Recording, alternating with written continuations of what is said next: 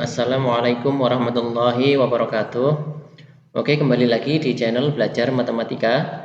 Dan pada kesempatan kali ini, saya akan membahas atau memberikan contoh soal ujian ataupun UNBK Matematika tingkat SMP atau MTS yang nantinya semoga bermanfaat bagi kalian siswa-siswi SMP atau MTS untuk menghadapi UNBK di tahun ini. Nah, ketika video ini dibuat, ini adalah untuk persiapan ujian tahun 2022. Oke, kita ke contoh yang pertama. Diberikan soal seperti ini. Hasil dari negatif 17 dikali negatif 20 dikurangi 90 dibagi 15 adalah titik-titik. Apakah A 346, B 334, C negatif 334, atau D negatif 346.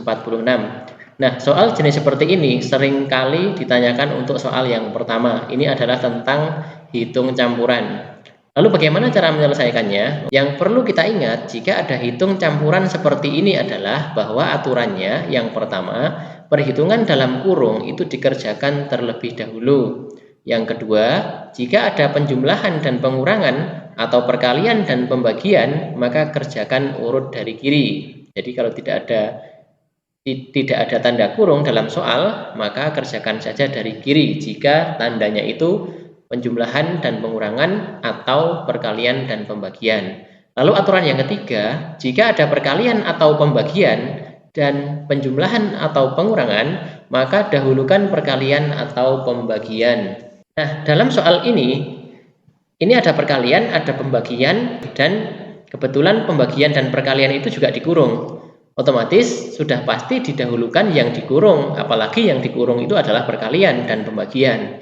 Maka cara menghitungnya gampang ya, karena ini negatif dikali negatif, maka hasilnya sudah pasti positif. Negatif 17 dikali negatif 20, tentu saja hasilnya 340, lalu yang dikurangi 90 dibagi 15 itu adalah 6. Sehingga 340 dikurangi 6 hasilnya adalah 334. Jawabannya yang mana? Ya tentu saja adalah B. Kita lanjutkan. Misalnya ada soal seperti ini. Hasil dari 18 dibagi akar 3 adalah titik-titik. Apakah A 6 akar 3, B 8 akar 3, yang C 6/3 akar 3, atau D 8/3 akar 3. Oke, kita selesaikan. Untuk menyelesaikan soal jenis seperti ini, maka 18 dibagi akar 3 ini kita ubah menjadi 18 per akar 3, karena bagi dan per itu sama saja ya. Nah, setelah menjadi bentuk seperti ini adalah bentuk pecahan yang belum rasional. Kenapa? Karena masih ada penyebut dalam bentuk akar. Nah, cara merasionalkannya adalah hilangkan penyebut dalam bentuk akar itu dengan cara masing-masing pembilang dan penyebut kita kalikan akar 3 semuanya. Nah, mengapa boleh demikian? Perhatikan bahwa akar 3 per akar 3 di sini, ya, akar 3 per akar 3 itu kan nilainya 1. Sedangkan semua bilangan berapapun itu, jika dikalikan 1, itu tidak merubah arti apapun, ya. Semua bilangan jika dikalikan 1, maka hasilnya tetap atau tidak akan merubah nilai. Sehingga 18 per akar 3 ini boleh-boleh saja apabila dikalikan dengan 1. Nah, kita kalikan 18 dikali akar 3 hasilnya 18 akar 3, sedangkan akar 3 dikali akar 3 hasilnya adalah 3. Nah, kalau sudah seperti ini, kita bagi saja 18 dengan 3 ya. Tentu saja hasilnya adalah 6. Sehingga jawabannya adalah 6 akar 3. Yang mana? Yaitu yang A. 6 akar 3. Kita lanjutkan. Misalnya ada soal seperti ini, masih dalam bentuk akar-akaran ya, akar kuadrat di sini ya. Hasil dari 3 akar 40 dibagi akar 2 dikali 2 akar 5 adalah titik-titik. Apakah A 40, B 50, C 55, atau D 60? Oke, kita selesaikan ya. Ya, kita tulis dulu soalnya seperti ini. 3 akar 40 dibagi akar 2 dikali 2 akar 5. Oke, jika ada perkalian maupun pembagian dalam bentuk akar seperti ini, yang perlu diingat adalah bahwa akar A dikali akar B itu sama dengan akar A kali B. akar A dibagi akar B itu sama dengan akar A dibagi B. Jadi akan sama saja di akar terlebih dahulu baru dikalikan ataupun dikalikan terlebih dahulu baru di akar, itu hasilnya akan sama. Nah, dalam soal seperti ini berarti ini adalah 3 akar 40 dibagi 1 akar 2. Kalau tidak ada angkanya di sini berarti 1 ya.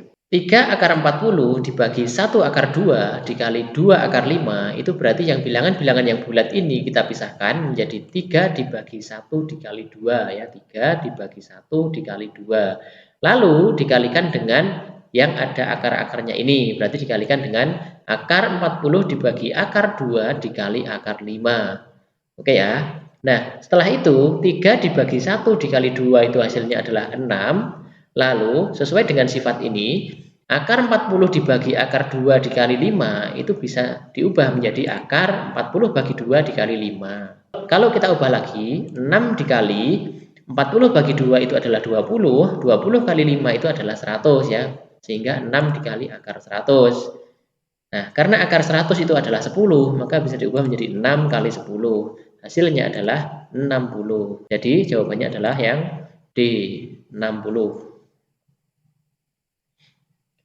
Kita lanjutkan, misalnya ada soal seperti ini, kalau ini tentang perpangkatan ya. Hasil dari 32 kuadrat dipangkatkan lagi 1/5 adalah titik-titik, apakah A1, B2, C3, atau D4. Oke, kita selesaikan ya.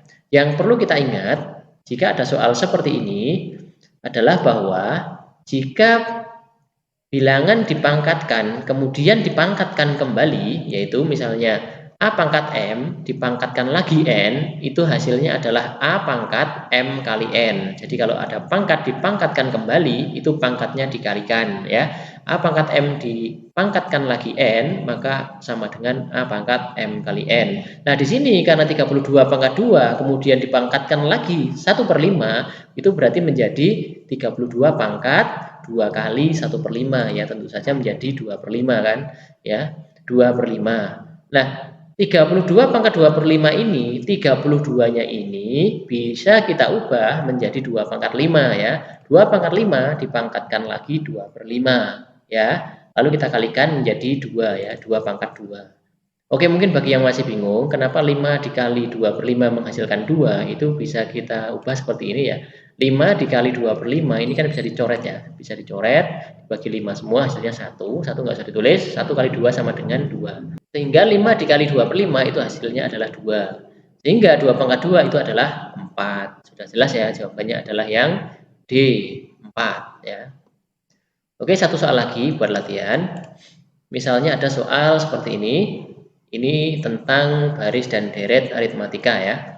Suku ketiga dan ke-9 dari suatu barisan aritmatika berturut-turut adalah 15 dan 39.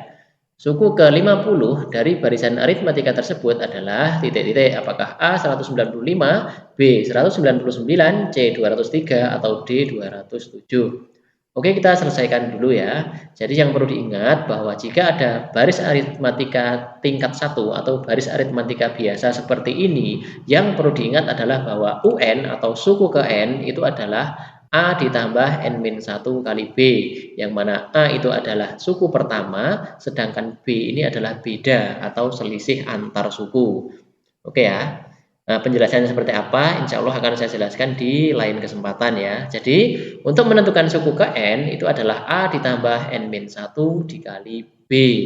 Nah, karena yang diketahui adalah U3 dan U9, karena UN sama dengan A plus N-1 kali B, berarti U3 sama dengan A plus 2B ya.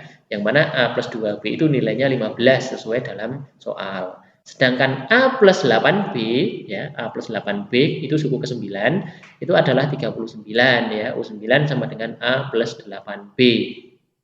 Ya, langsung bisa kita eliminasi atau menghilangkan salah satu. Otomatis di sini kita kurangkan saja, kita eliminasi A-nya karena A-nya ini koefisiennya udah sama ya. A dikurangi A itu 0, nggak usah ditulis. Lalu 2B dikurangi 8B itu adalah min 6B atau negatif 6B. Lalu 15 dikurangi 39 itu adalah negatif 24. Nah, Negatif 6 dikali berapa agar menghasilkan negatif 24? Tentu saja B-nya adalah negatif 24 dibagi negatif 6. Ya tentu saja hasilnya adalah 4. Nah, ini adalah B-nya atau selisih antar sukunya. Ya, jadi dari suku ke satu ke suku yang lain itu selalu ditambah 4. Nah, B-nya 4, A-nya berapa? Boleh kita masukkan di persamaan yang atas maupun yang bawah. Kalian bisa coba, terserah kalian. Tapi di sini saya contohkan, kita masukkan ke persamaan yang pertama. Kita substitusikan ya. B-nya ini kita ganti dengan angka 4. Sehingga menjadi A ditambah 2 kali 4 sama dengan 15. Atau A ditambah 8 itu sama dengan 15. Tentu saja A-nya adalah 15 dikurangi 8. A-nya adalah 7. Jadi kita sudah tahu bahwa nilai A atau suku pertama itu adalah 7 dan selisih antar suku itu adalah 4. Yang ditanyakan adalah suku ke-50. Sedangkan suku ke-50 berarti U50 sama dengan A plus 49B ya, sesuai dengan rumus yang di atas ini ya. U50 sama dengan A ditambah 49B. Kita ganti A-nya dengan 7 dan kita ganti B-nya dengan 4. Sehingga menjadi 7 ditambah 49 dikali 4 sama dengan 7 ditambah 196. Hasilnya adalah 203. Sudah jelas ya, jawabannya adalah yang C, 203. Oke, demikian ya video pertama tentang latihan sebagai persiapan UN kelas 9 SMP. Semoga bermanfaat. Jangan lupa untuk selalu dukung channel pembelajaran ini dengan cara klik like, comment, share, dan juga subscribe agar nantinya channel ini bisa lebih berkembang lagi dan bermanfaat bagi banyak orang.